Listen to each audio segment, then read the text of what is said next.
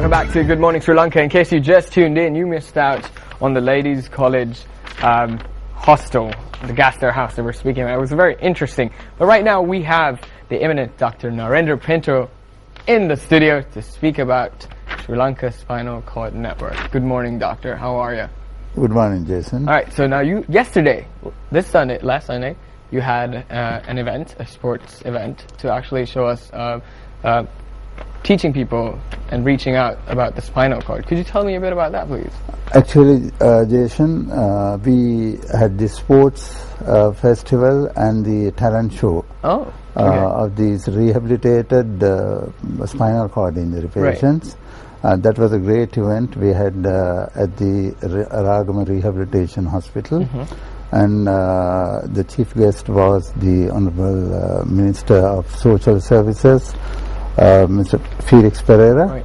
And there we had teams coming from Vaunia representing North and East, right, as well as from the other areas of the country where they showed their skills on wheelchair, as well as engaged in sports activities, as well as the talents. Right. These are the rehabilitated patients. Right. So that will show the other patients that what they can do when they are properly rehabilitated. All right. Let me get this straight. The tagline for the Sri Lanka Spinal Cord Network is "Towards Total Care." Please enlighten me. It's interesting because total care, we deal with all aspects of the spinal cord injury management. That is starting from the prevention, then the pre-hospital care from the site of the accident and how people should transport these patients to the hospital, because if not, the patients can get second accident and worsen the situation. And at the hospital we deal with the definitive care, where we operate on them or manage them conservatively, whatever the means. And then the institutional rehabilitation. Once we operate on them, we have to rehabilitate them, and for that purpose we have our Ragama Rehabilitation Hospital. That's the main rehabilitation hospital in the country. Then we have Digana and Jayantapura, as well as in Galle. We have those institutions. But it's the main aim of our society is to, once these patients are rehabilitated, when they are sent home, we are going to teach them how to look after these patients. It's very important because otherwise these patients, when they are discharged, they get all the complications that we have prevented. And most of them suffer and some of them perish. Right. So it's not only you're curing physically, but you're also mentally as well. Mental. All right. Actually, this change in the attitude is also important, because most of our, that's the attitude in the developing countries, where the disability means they have to, that's the end of the day. But what you have to do is, you have to rehabilitate them to face the challenges and to reintroduce them to the society. So that means if you get a patient, a driver who got injured and get paralyzed, he can't go back to the driving profession. But of course he can make a living by making a business. So that attitude, as well as to teach or train the family members, not to keep them dependent. It's important. And so we have shown them, the completely rehabilitated patients, what they can do, and that's an encouragement to the other patients, and the people should know about the value of rehabilitation. If I ask you this, doctor, now let's just put it into 100%. Like, say, would 50% be, getting that right mentality, and 50% obviously physical stuff? Would you agree? 50-50 on both?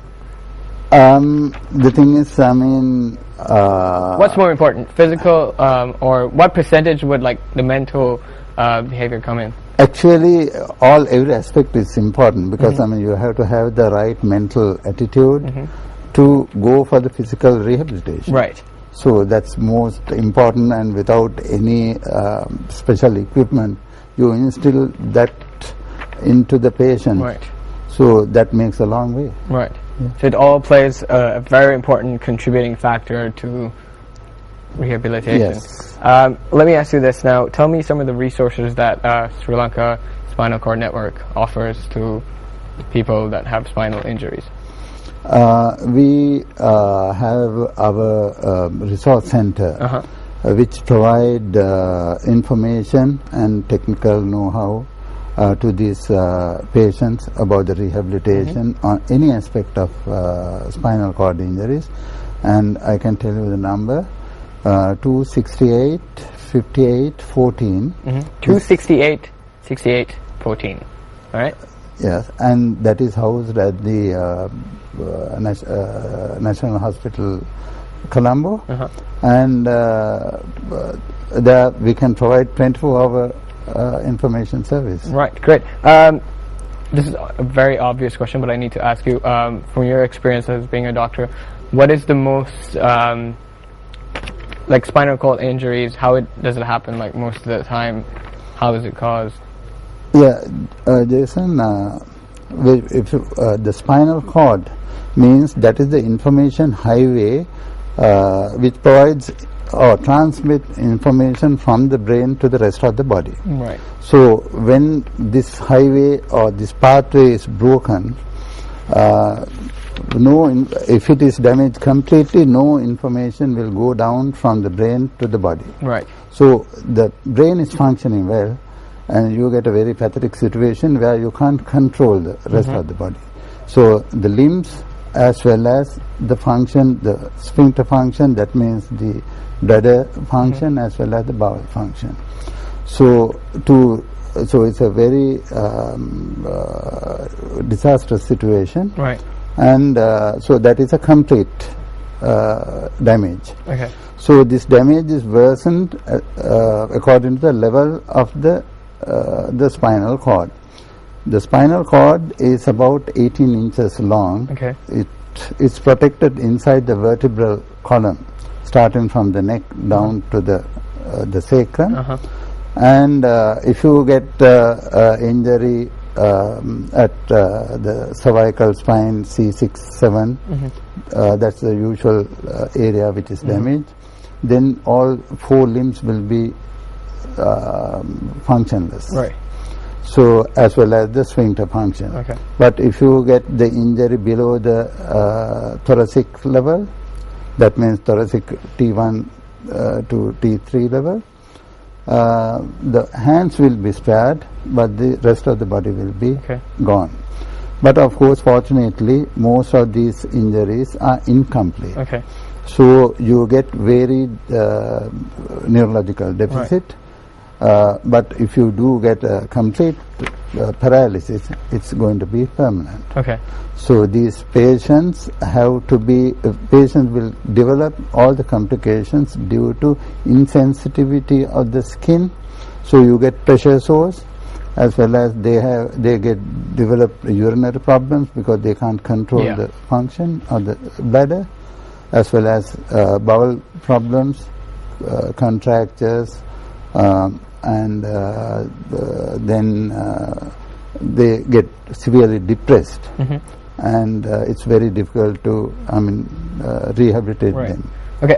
Now, if we go into that in a little bit into depth, now when I brought up the mind controlling your body, I mean there's this one story where a man who was paralyzed from the neck down, the doctor said he would never walk again, never talk.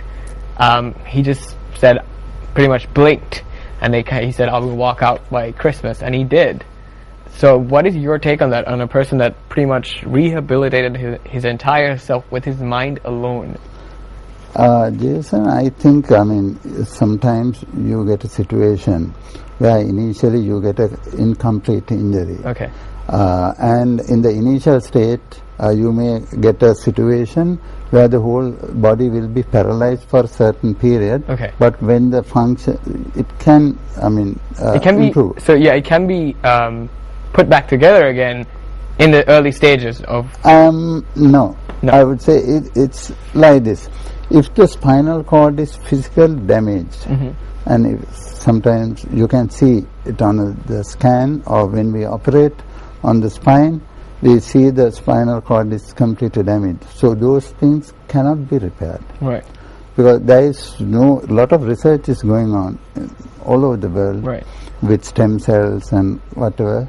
There is no proven value of these things. But of course, in the future you may get a solution for this. Right. But at present, complete damage is permanent.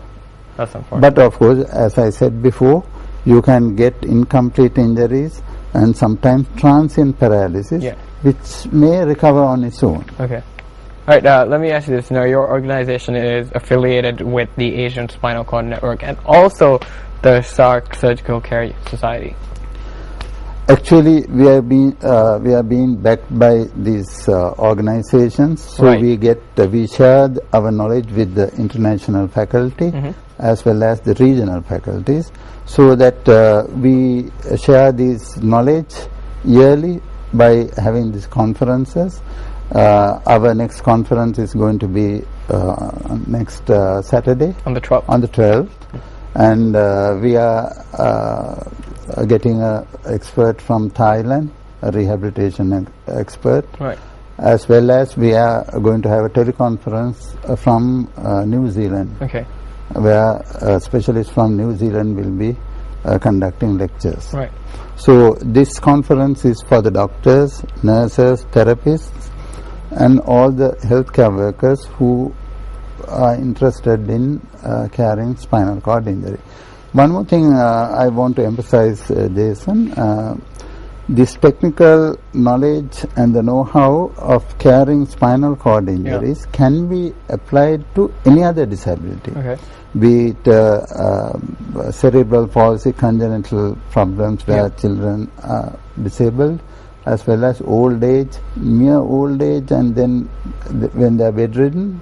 So we can apply this know-how to prevent the complications, and be it other accidents or even stroke, or what you call the cerebrovascular accident. Now these academic sessions again are on the 12th of October at the College of Surgeons headquarters, down Independence Road, Avenue, Colombo 7. All right. Tell us about the outreach programs that that you do. Actually, we hold these outreach programs to the peripheral parts of the country to provide this information to the healthcare workers and training the doctors and the therapists and so on. We had sessions in Vavonia and one in Batikro, which was a great success, where more than 300 participants involved in the training programs in each of these programs. And in fact, we are continuing with our activities, and we hope to conduct in all the other parts of the country. And the next is, I think it's going to be in Kurunagala, Variapala Hospital. Right.